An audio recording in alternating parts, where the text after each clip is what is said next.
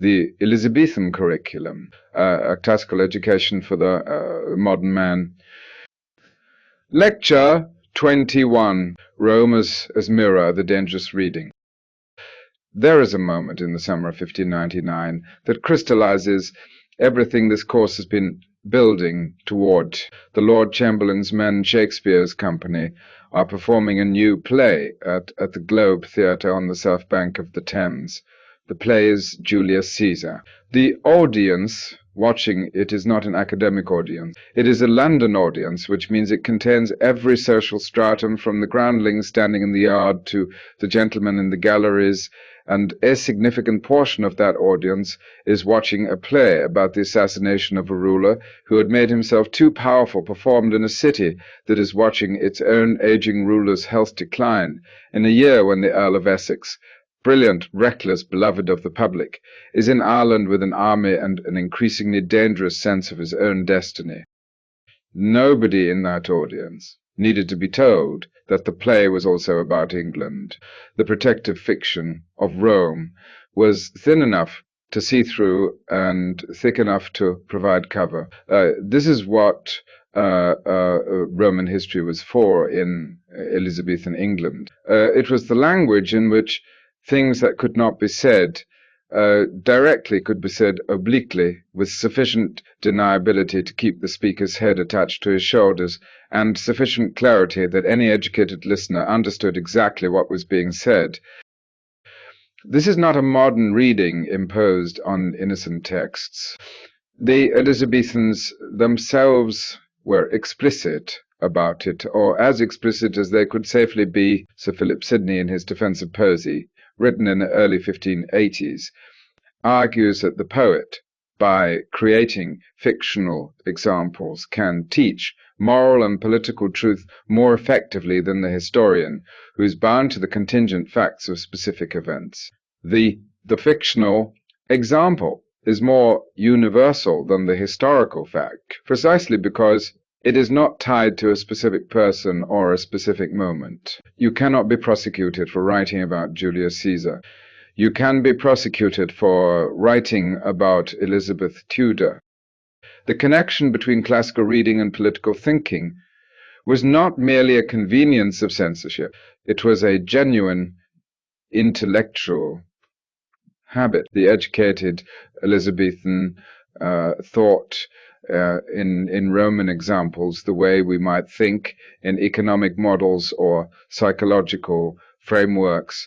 When he wanted to understand a political situation, he reached for a Roman parallel, not because the parallel was exact, but because it provided a structure for thought, a set of precedents and outcomes that illuminated the present by showing what similar situations had produced in the past. This is what Machiavelli had done in The Prince and the Discourses, reading Livy's History of Rome as a manual of political behavior and extracting from it principles that he then applied to the Italian states of his own time. Machiavelli was read in Elizabethan England with considerable intensity and considerable official disapproval, which guaranteed that he was read more carefully than he would have been if he had been merely recommended. The texts that carried the most political charge were not necessarily the most literary. Tacitus, the Roman historian who wrote in the early years of the 2nd century, was perhaps the most dangerous author in the Elizabethan political library. He wrote about the reign of Tiberius, Caligula, Claudius, and Nero, the particular quality of a man who had lived through the reign of Domitian and understood from the inside what it means to be an intelligent, honest man in the service of a tyrannical power. His prose is the most compressed in Latin, dense with implication, saying in 5 words what another historian would require 20 to say, and the implications are consistently dark. Courts corrupt. Power corrupts the powerful and the people around them. Flattery is the primary language of the powerful, because the powerful have made it so The historian's job is to record what actually happened, which is always somewhat different from what was officially said to have happened.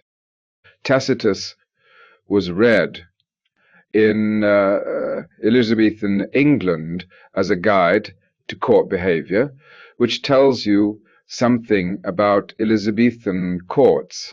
Francis Bacon, who understood power as well as anyone of his generation, and paid a considerable price for that understanding, was a close reader of Tacitus.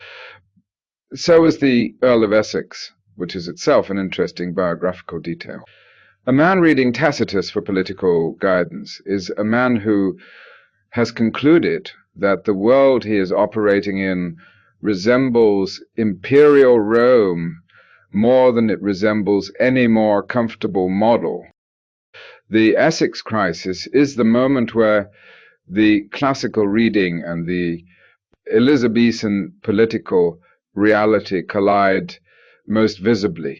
Robert Devereux, second Earl of Essex, was by the late 1590s the most celebrated man in England after the Queen herself. He was young, handsome, militarily glamorous, the favourite of the public, in a way that Elizabeth found both useful and alarming. He was also, as anyone who had read their Plutarch carefully might have noticed, displaying a set of character traits that Plutarch had documented in several of his subjects, with outcomes that were uniformly catastrophic.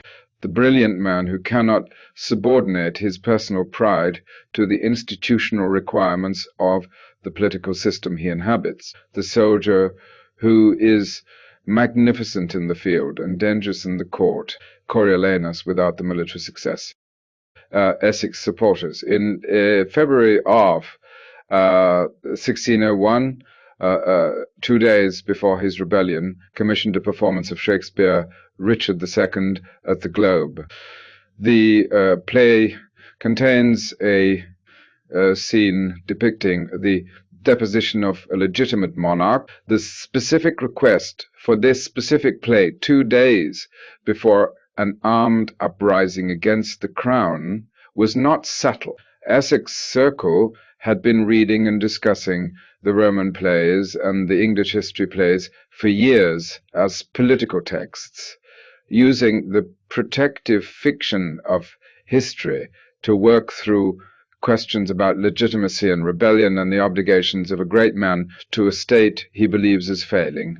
The performance was intended to prepare the London public psychologically for what was about to happen. What was about to happen failed completely. Essex rode through the city of London, expecting the citizens to rise for him. They did not. He was arrested, tried, and executed in February of 1601. The wheel of fortune, which Plutarch's subjects knew so well, had turned with its usual speed and its usual indifference to the Shakespeare company is questioned about the Richard II performance.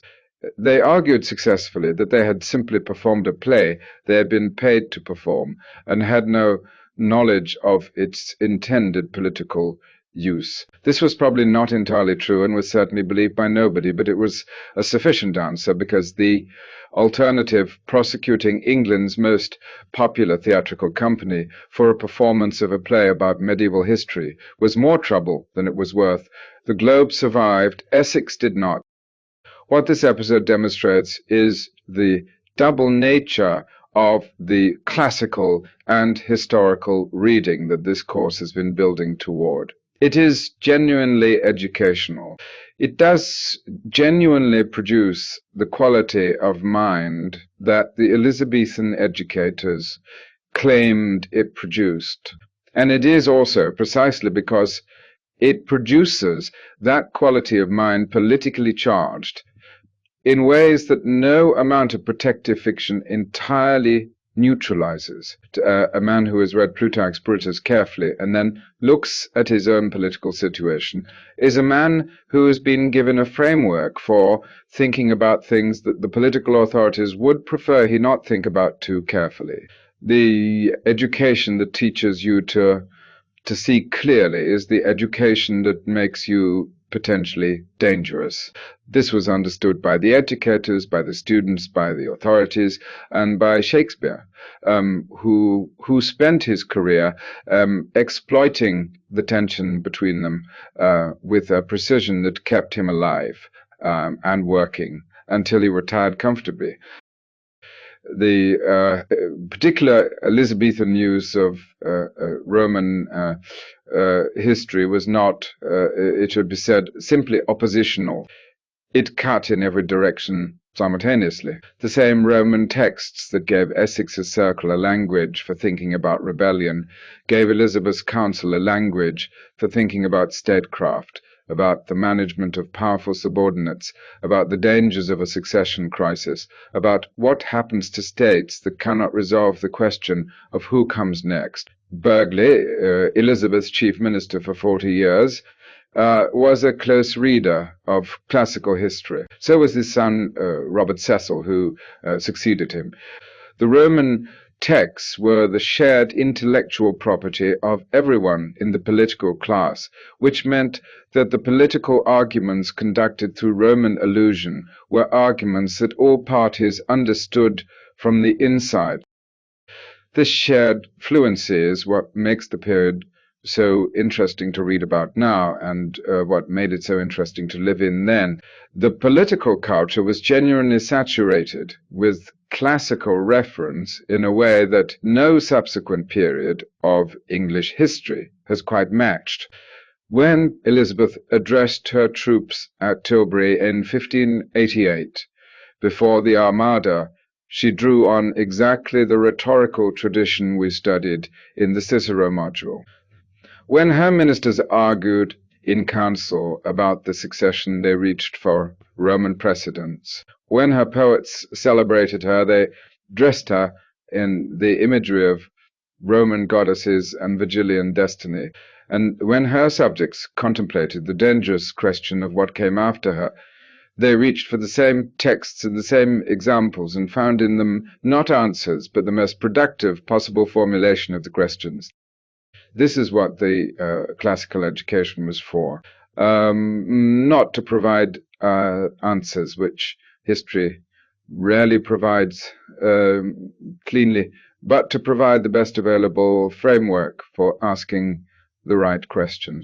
The boy in the cold room in Stratford was being given, at considerable personal discomfort, the intellectual equipment that would allow him to navigate a world that was genuinely dangerous, genuinely uncertain, and genuinely in need of people who could think clearly about power, about character, about the relationship between individual virtue and institutional necessity.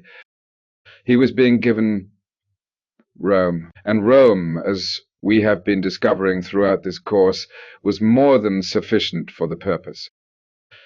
In our next lecture, we turn to Shakespeare's Roman plays themselves, the moment where everything this curriculum has been building is gathered up and transformed into drama. Julius Caesar first, the play that the Essex Circle thought dangerous enough to commission 2 days before an armed rebellion, and which turns out on close reading to be considerably more complicated than a simple lesson in the costs of tyranny or the virtues of republicanism. It is, as everything in this course has prepared us to expect, a play that insists on holding the full complexity of its material without resolving it into a comfortable lesson. Which is to say, it is a play that Plutarch would have recognized, and Cicero would have admired, and Ovid would have found, in the best possible sense, entirely inevitable. End of Lecture 21.